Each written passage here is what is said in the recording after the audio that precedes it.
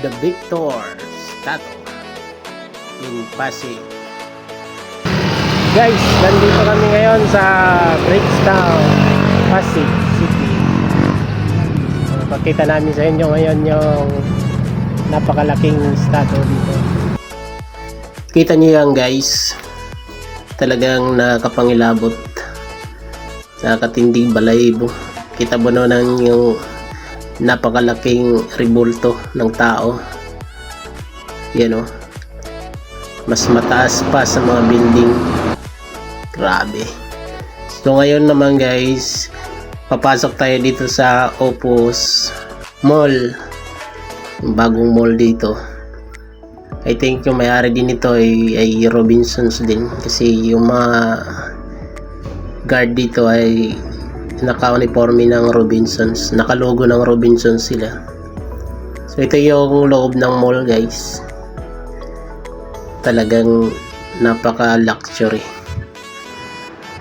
para sa mga mayayaman. So akit kami dito sa taas guys, tingnan natin dito sa taas. So mapapansin nyo naman yung mall na to, marami pa yung mga bakante din. So hindi pa, under construct pa yung iba. Akit kami sa taas guys, sa may garden deck.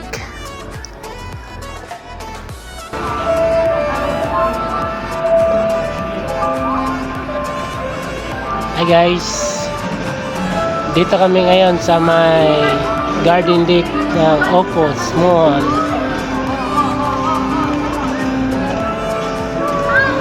Ito yung kanilang garden deck.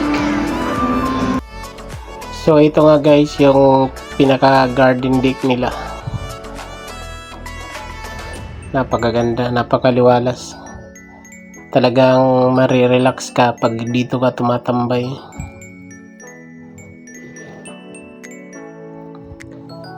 Kaya nga yung mga mayayaman dito sila pumupunta. Kumbaga ito yung mga pinaka stress reliever nila. So dito nga guys ay babalik na tayo doon sa pinarkingan ng motor natin. Doon pa siya sa unahan ng statue. May open parking doon eh. So, walang bayad daw. Nagtanong kami kanina, tanong kami doon. Free lang daw.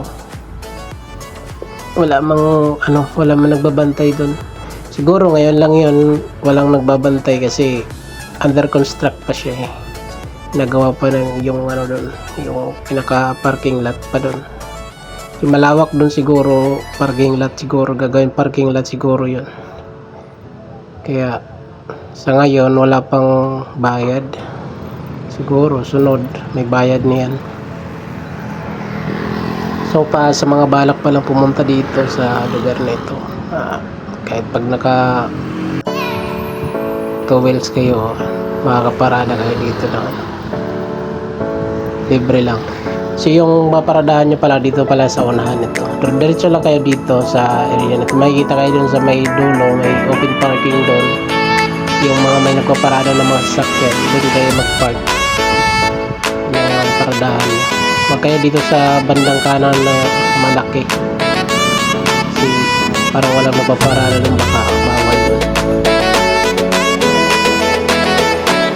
So yan lang guys, maraming salamat po sa panonood. See you next video.